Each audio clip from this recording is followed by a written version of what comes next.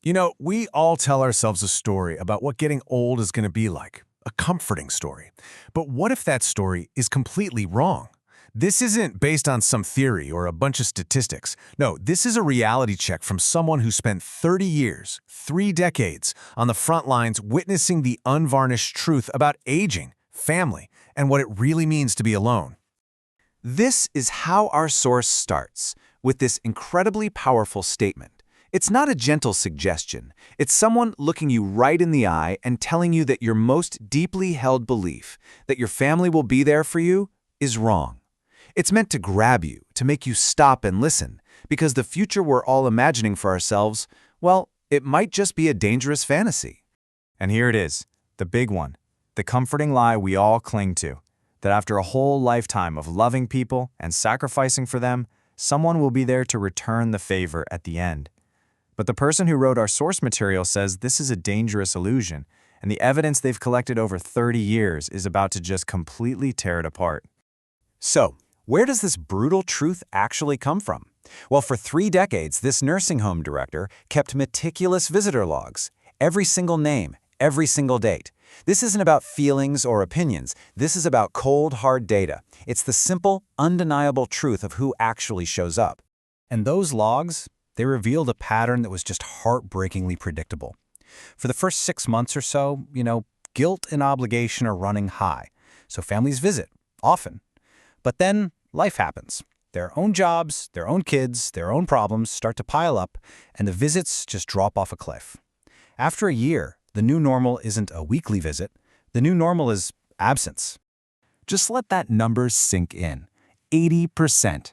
After just 1 year, 8 out of 10 residents saw their family once a month, or way more often, not at all. Some people went for months and months without a single visitor. And we're not talking about people who had no family. We're talking about people with loving families who just stopped coming. So why? Why does this happen? Well, this gets to a really crucial distinction. Our source is not saying your kids, your family, don't love you. They do. Of course they do. But there is a huge, huge difference between the feeling of love and the grueling practical action of being there week after week after week. Love is just a feeling. It's an emotion. But presence, showing up, that's an action. And it takes real time, real energy, real sacrifice. Love doesn't sit in 2 hours of traffic on a Saturday. Love doesn't have to make awkward conversation in a room that smells like disinfectant. People do that. And people, all people, have very real limits. And this idea of limits becomes even more critical and frankly more terrifying when we shift from time to money. Our source gives a very specific, very urgent warning here, and it's aimed particularly at women who've handed over all the financial control in their lives. It reveals just how incredibly vulnerable that can make you. To make this real, let me tell you the story of Dorothy. She was a beloved local piano teacher, and like a lot of women from her generation, she just trusted her husband to handle all the money, all of it. She assumed she was safe. She thought she was secure for life.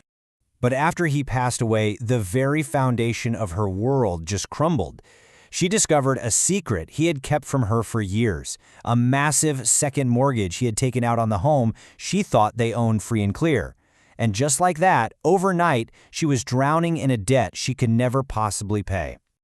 Now, her son, he tried to help. Of course he did. But remember what we just talked about? People have limits. His own life, his own financial pressures, they got in the way. Eventually, the help had to stop.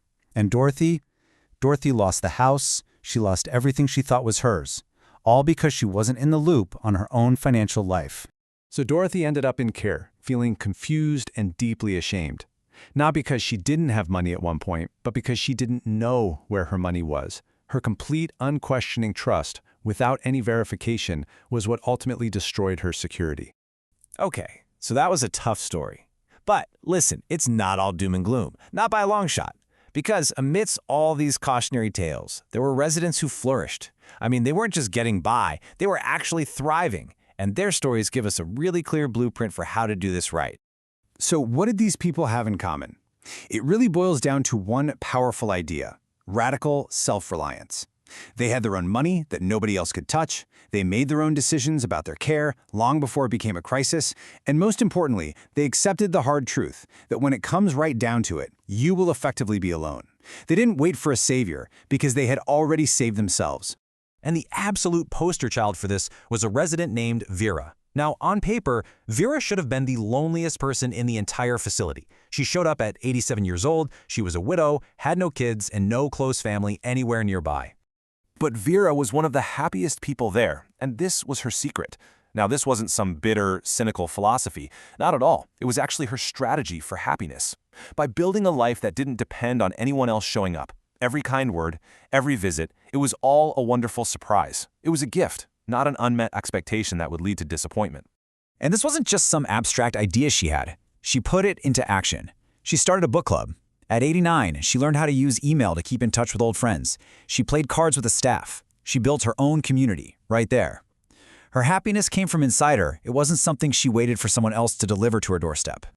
Okay, so how do we become a Vera and not a Dorothy? What can we actually take away from all this? Well, our source doesn't just lay out the problem, it offers a really clear solution.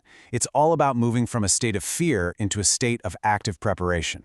So let's just walk through this no-nonsense action plan. Now, notice the huge emphasis here on one word: your own attorney, your finances, your wishes. Every single one of these steps is about you taking control right now, before there's a crisis.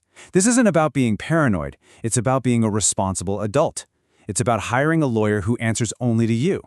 It's about visiting these facilities while you're still healthy and sharp so you can decide where you'd want to be. It's about building that independent, Vera-like life starting today. And this all brings us to the final, hard, central truth of this entire message. It's the one idea that really separates wishful thinking from a real strategy for survival. Just let that sink in for a second. Your family may be there for you. I mean, I really hope they are. We all hope they will be. But hope is not a plan. Hope doesn't pay the nursing home bills. Hope doesn't make tough legal decisions when you can't.